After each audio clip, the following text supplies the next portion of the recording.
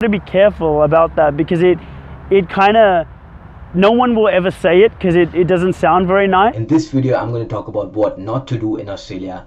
I'm going to interview Tim, who's been living out here for several years, and we talk about what not to do, some of the mistakes that he sees people moving into the country for the first time making, and we also talk about how to integrate into Australian culture really quickly and easily.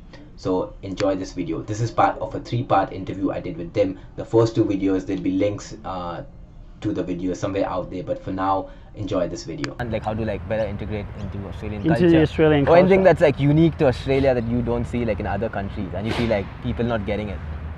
Well, I think, look, there's so much, but look. Yeah, talk about that. Dave. Yeah, okay. So in terms of quickly integrating into the Australian culture, there are like events. So if you're coming to Sydney, Yeah. right? There's local cultural events. So for example, in the winter time in Sydney, there's something called Vivid. Yeah. It's like a really beautiful color festival. Hmm. There's the Museum of Contemporary Art. There's various different events in the city throughout the year, right? Or there's just like local attractions you can go to, like Taronga Zoo, Harbour Bridge climb, or just various walks which are free. You can go to the beach. Those are various things in Australia that are interesting topics that are also fun, that are usually points that other people will have in common with you. So you can say that you did those things on the weekend, and doing those you'll meet people as well, but you'll also have something to talk about when you're in the office. So they're good ways, I guess, to enjoy Sydney more. It's Australia in general. Yeah, Australia in general. But remember, like most Australians that you'll meet, they don't really know Australia in general either. They're just going to know their town, whether it's Sydney, Melbourne, Brisbane. So if you do the events which are unique to where you're living, for example, if you're in Melbourne and you do those Melbourne events, you do the Melbourne cultural things, that'll give you something more to relate to than if you say to an Australian, yo, I just climbed Ayers Rock. Like, it's cool, but they probably haven't climbed Ayers Rock. You know what I mean? Yeah. So it's actually better and easier to do something within your local culture. But apart from that, I think big don'ts that you do see people doing, and it's so shameful.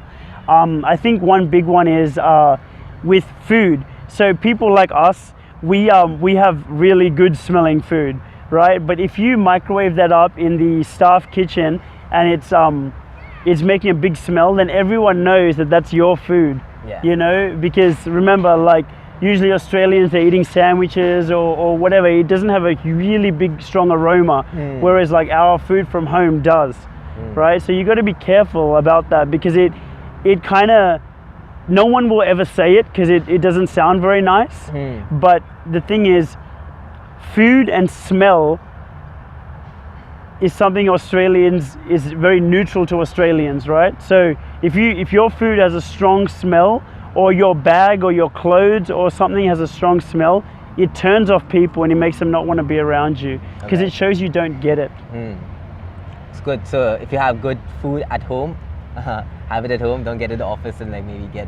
Yeah, don't smell it up. Don't smell it up. Yeah. They don't tell you it, but yeah. All right, cool. Yeah, but you tell them and the other man. Yeah, my man. And then another one is this, like at the beach. I mean, this is less related to the office, but if it's a swimming area or an area where they say wear bathing suits, one thing that especially like Asian people in general don't do, they don't read the signs of etiquette, which are on for example, in my gym, there's a steam room and there's a pool, and it says only wear swimwear, only wear bathing clothes, right, in it. And if you look around at all the other people using it, they're only wearing bathing clothes.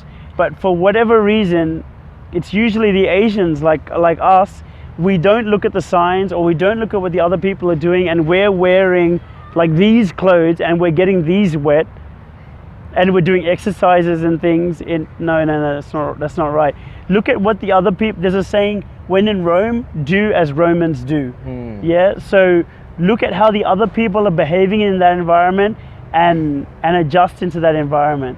Yeah. And that's a great way to not stand out too much until you feel comfortable enough to do your own thing. Yeah. I hope that helps. Yeah, so like look at what other people are doing and try to like mirror that to a certain extent. Because many people think of it in a way that, okay, but I'm from this country and like now I'm here, so why do I lose that identity? So how do you think about that? Trust me, you're not going to lose that identity. Yeah, so I think you can have both, right? Yeah, absolutely. So here's the thing. Your home is your home, and your home is however you like it to be. So you don't have to change your home and lose your culture. Do your home the way you want to do your home, right? So you cook the food that you want at home, you dress the way you want to dress, you watch the shows you want to watch, whatever. That's your home life. But at work, calibrate to work life. At the gym, calibrate to the gym life. At the beach, calibrate to the beach life. Calibrate to the culture there. Do that for at least the first year, and you'll understand the dynamics more. And then if you choose, you can start to bring your food into the office, because now you know enough to know that you don't care, but you're not obnoxious, you're not like clueless to it. Yeah. So and also if you're from India, there's in Parramatta or various parts of Sydney, there are huge cultural hubs and events, for Indian people. Which part of India you're from, there'll be different events. And you won't lose touch of that. Don't worry about it. But I would say, for your own professional and calibration sake, you want to calibrate to the culture that you're in. People really respect that. Especially if you plan on like settling or living out here for a long time, right? Then Absolutely. You definitely do need to like know about the local culture and make that a part of your identity as well. But that doesn't mean like you lose the essence of who you are and you won't lose it. That's always going to be an integral part of you. Yeah, and don't think that you have to. Yeah. You shouldn't. Yeah, you shouldn't. So those are some nice practical things of what people should look out for in terms of like don'ts or things not to do. Yeah. Anything else that comes to your mind on that topic? About things that you shouldn't do. Or things that you see people doing wrong and being like, man, that doesn't go well down here in Australia. Yeah. One big one is spatial awareness. So, for example, what that means is if you're in a shop and you're maybe you're taking a selfie, or you're trying on some clothes, or you're looking in a mirror, or maybe you're looking at the racks of the clothes. Understand who's around you. If someone's trying to get past you, like be considerate and understand that this person might try to get past you, and you give way to them.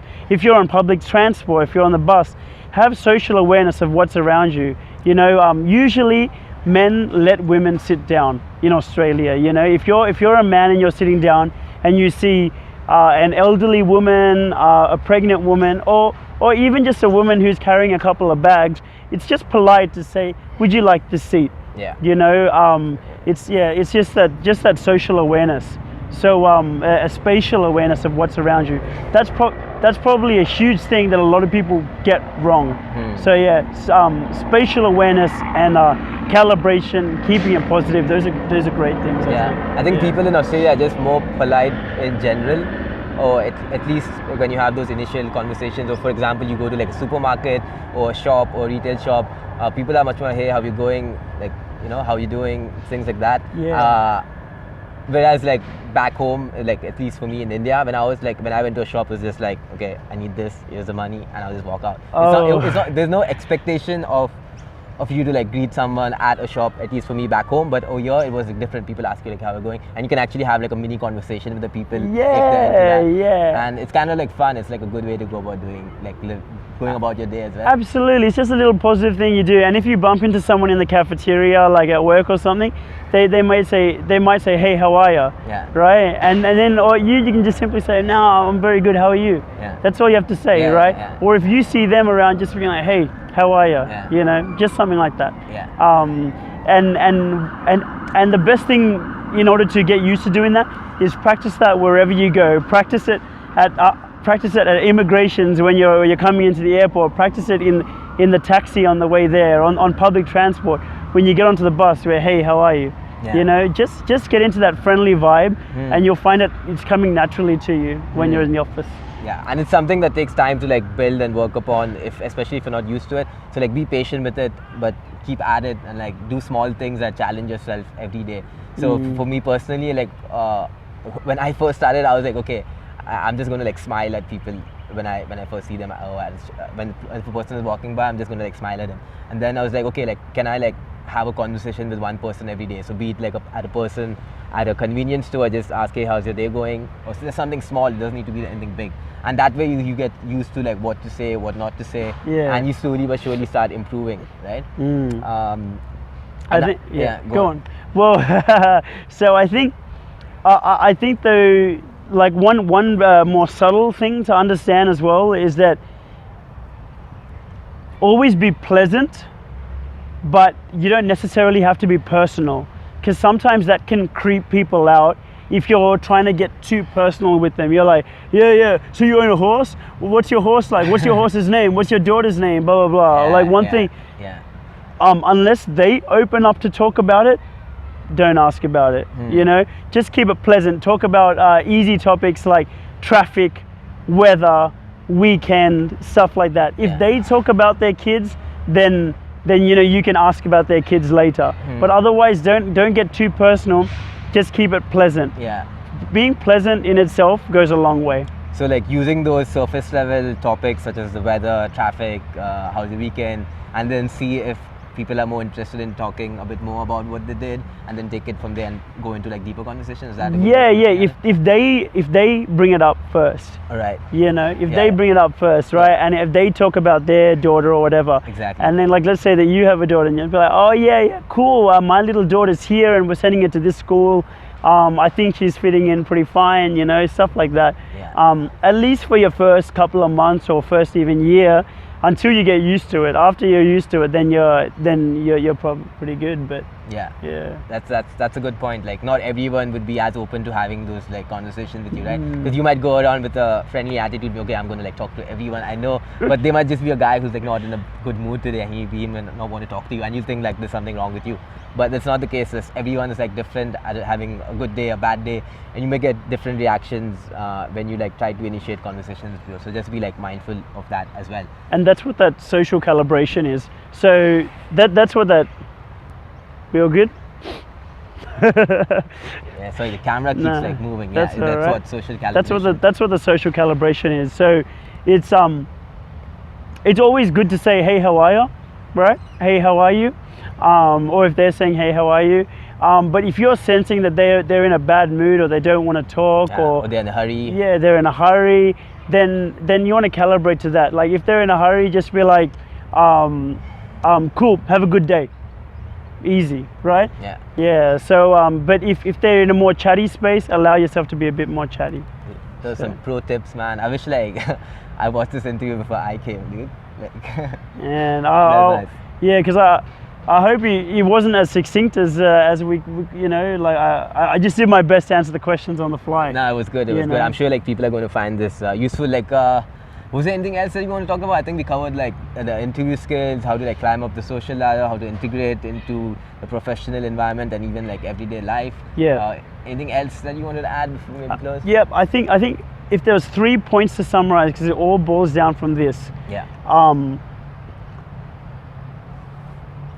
1, be positive. Yeah. And how to be positive? Usually have a positive lifestyle, or you have a positive mindset to what you do.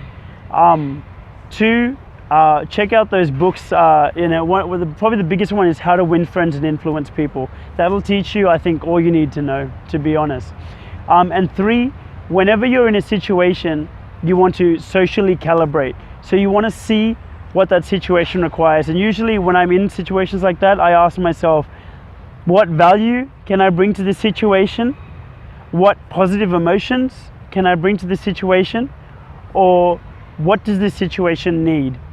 Also, that's what social calibration is. It's sensing in this environment, what does it need and what can I bring to it? And if you're doing that, you're a cut above most people, not just people fresh into Australia, but you're a cut above most people if you can do that. Nice. Those are some like advanced level things that you guys can implement. Right, then thanks so much for sharing all that beautiful and useful information with the people. I'm sure they're going to find it useful and they're going to use that to like crush it once they're here in Australia professionally and like live their Australian dream, right? So yeah, thanks so much. Really appreciate that. And other than like killing it in the corporate world, you're also working on something else. You're working on like a course of your own. So maybe you want to tell the people a bit about that and what it's all about. Thanks, Steve. That's really nice. So look, guys, here's what I'm working on. I've been involved in the self-development community for the last 10 years, and what I've done is from Eckhart Tolle to Deepak Chopra to Tony Robbins to Grant Cardone, all the best I've ever learned, I've condensed it into a program which is about realizing your vision. So you know, whether it's I want to make it in this career or I want to build a lifestyle like this with this kind of money and this kind of house or whatever, I've created a program where you can realize, you can plan out and understand what your vision really is and create a plan for it, understand who yourself really is, understand your skills and your attributes, understand what's really holding you back and how to remove that, and also the best in terms of physiology, mindset, presence, all those really good tools. I've created it into a program, a succinct program where you can take it and hopefully it'll help you unleash your vision and unleash you into the world. That's what my online program's about. Oh, that sounds really cool, man. So like if any of you guys found what Dim had to say useful, like do definitely check out this course. We'll put a link in the description. We'll definitely give a discount for Steve's viewers. You think you could do that? That's yeah, awesome. yeah, Thanks a lot, man. I think so. Like we'll put a link in the description. It's going to be ready like next month. Oh yeah, absolutely. So if you're watching this video and if it's not there, just come back to it. It should be there soon. Yeah, so thanks so much for that, Dim. Any closing thoughts for the people? I think, look, just keep it positive, keep it genuine, and keep it socially calibrated. If you can do those three things, that's just fine with me. Awesome. That's a great way to end this video. So thanks guys for watching. Hit the like button, drop a comment if you found this useful. Let me know what you thought about it. If you have any questions for them, hit the comment as well. We also put a link to Dim's Instagram so you can like stalk him over there and check out all the cool things that he does. Anyway guys, and share this video with anyone who you think this might be beneficial to. So if you have a friend or if you know someone who's like moved to Australia or moved to a new country for that matter for the first time, just like share this video to him and I'm sure that would help them as well. Anyways guys, thanks for watching and I'll see you soon. See ya.